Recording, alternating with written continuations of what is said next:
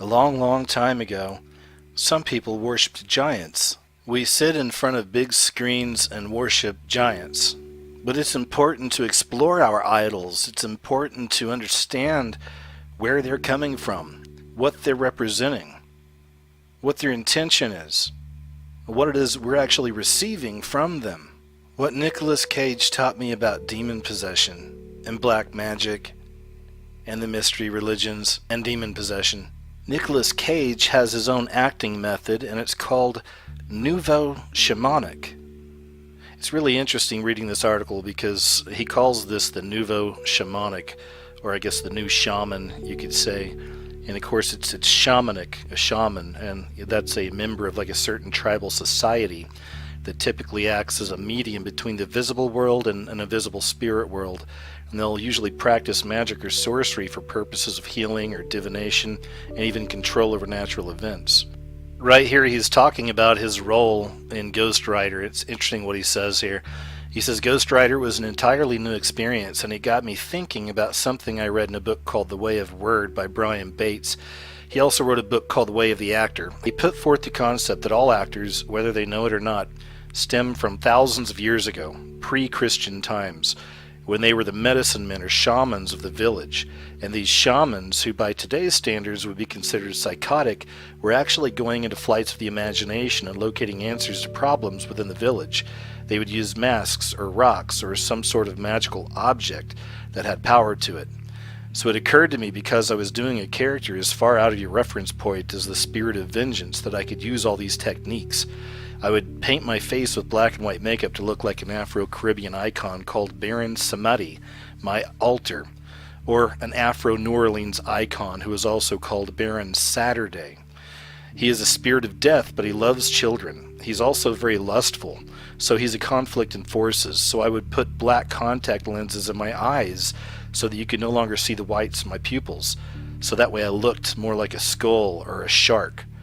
On my costume, my leather jacket, I would sew in ancient, thousands of years old Egyptian relics and gather bits of tourmaline and onyx, and would stuff them in my pockets to gather these energies together and shock my imagination into believing that I was augmented in some way by them, or in contact with ancient ghosts. I would walk on the set looking like this, loaded with all these magical trinkets, and I wouldn't say a word to my co-stars or crew or directors. I saw the fear in their eyes, and it was like oxygen to a forest fire. I believed I was the Ghost Rider. And it certainly seems right there that he's not so much acting, but having these spirits possess him. Even more interesting, kind of near the end of the article, Nicolas Cage just puts it right out there. I mean, you really don't have to read between the lines on this. He's telling you he was possessed. Right here he says, I think that Ghost Rider's Spirit of Vengeance was mentally taxing, if only because I had to go to a Christmas party shortly after I had wrapped photography in Romania at 2 in the morning as the Ghost Rider. I had a couple of schnapps and I went to the party, and I'm telling you that I had not entirely let go of whatever magic I had been channeling, and all hell broke loose. In fact, I kept saying over and over, Merry Christmas, you a-holes. So right there it is. I mean, whatever magic he had been channeling left him drained, mentally taxed, and caused all hell to break loose at a Christmas party. It makes sense, right? So isn't it interesting that the more we learn about Hollywood, about screenwriters, about the spiritual, or rather spiritist practices of actors and actresses, the more we see this, the more we learn, the more we see that connection that's really there in all forms of entertainment. We're beginning to see that in reality, a lot of this, quote, entertainment is actually occult rituals in disguise. Nicolas Cage on working with Herzog and demons. He says, New Orleans is the birthplace of jazz. It's African, French, and full of magic. The city itself was a character, and it informed my performance. I directed my movie Sunny there, and I wanted to go back. Now, I had some experiences in New Orleans that I don't want to talk about. Let's just say that I knew that returning would put me face to face with demons. So filming in New Orleans could be a disaster, or it could be cathartic and fantastic. Nicolas Cage purchases the LaLaurie House. The LaLaurie House is a mansion in New Orleans. It's famous, and it's been featured in America's Most Haunted Homes. It was even featured in Coven from American Horror Story. The house has an infamous history where obscenely cruel torture took place on the slaves, mostly by the hands of the infamous madam.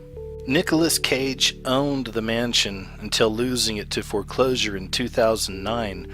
He told the New York Daily News that in addition to the LaLaurie house being a fine architectural specimen, that he was also enamored with its ghostly past. He said, "I'm a child of California and I would go to Disneyland quite a bit. I even consider myself something of a son of Walt, and those memories had an impact on me. One of the greatest memories would be the haunted mansion in Anaheim, in New Orleans Square no less. So for me to have the actual thing was childhood fantasy come true." Nicolas Cage came to set dressed as a demon, literally scaring the crew.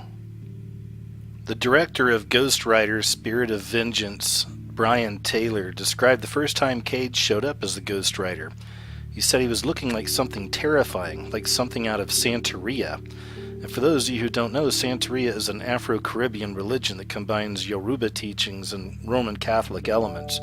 A key component of the religion is animal sacrifice. And it's interesting because the director said the first time he showed up as Ghost Rider on set, it was kind of like this silent, creeped out feeling where no one really wanted to say anything. It was just like, whoa, Nick's in a weird place, you know? And it was kind of awesome. I mean, he wouldn't talk. He was very quiet. He had also placed black glass lenses over his eyes, only adding to the creepiness. So here's a picture of Nick Cage with his son, and as you can see, his son is wearing the pentagram on his shirt. But that's not the only time he's been wearing something like that. I mean, as you can see right here, I don't think it takes a lot of reading between the lines or anything to understand where he's coming from. So once again, we find this satanic kind of connection back to Nicolas Cage, right? But that's not where it ends. It turns out that him and his son have actually created a comic book series. Check this out. Voodoo Child, from Weston Cage and his daddy Nick. Once again, we find this connection back to Santeria, back to black magic, to demon possession, to New Orleans. I wanted to show you this too. I thought it was interesting. Nick Cage was also in a movie called Peggy Sue Got Married. Something really weird happened in that movie near the end. The whole movie is about this girl, Peggy Sue. She's a woman, but then she kind of goes back in time to her high school senior year. So she wants to get back to the future, right? How does she do that? Well, at the end of the movie, or near the end of the movie, she actually gets involved with Freemasons. You can see it right here. And these Freemasons conduct a ritual around her that actually sends her back to the future. So once again, we find that connection with the Freemasons, the mystery teachings, the sorcerers, the witches, black magic practitioners. I know this may not apply to every Freemason out there, but certainly this is taking place in many of the lodges out there. And I thought this was really interesting as well. There's so many things connecting Nicolas Cage, not just to black magic and voodoo and all that stuff, but I mean just to the mystery religions, the mystery teachings. You know this guy's been in the lodge, all right? Like, he understands a lot of this stuff. Even right here, he bought a pyramid-shaped tomb. And here's the tomb. And is it any surprise? Can you guess where it's at? That's right, back in New Orleans. It just goes to show you, you know, most of these people in the industry, especially on the higher level, they've been to the lodge, they've done the rituals, they've seen things, they've had to do things, okay, to get where they're at and to stay there. It's very important for us to truly investigate our idols, these screen idols, these giants on the screen that we go to worship. It's good to know what these people are really all about, where they're coming from, what they're bringing, and what they're bringing to you. And just in case you're still on the fence with all this and you think, nah, there's no way Nicolas Cage is involved in any of that kind of stuff, well, take a look right here. He actually has his own production company called Saturn Films, where he's actually produced a lot of his movies. Saturn Films. So for those of you who don't know, there are huge connections in the occult with Saturn and of course Satan. So at this point, connecting all the dots, I think it's safe to assume that Nicolas Cage is just another one of those Hollywood actors that unfortunately has sold out to that satanic side of the industry. Hey, thanks for watching.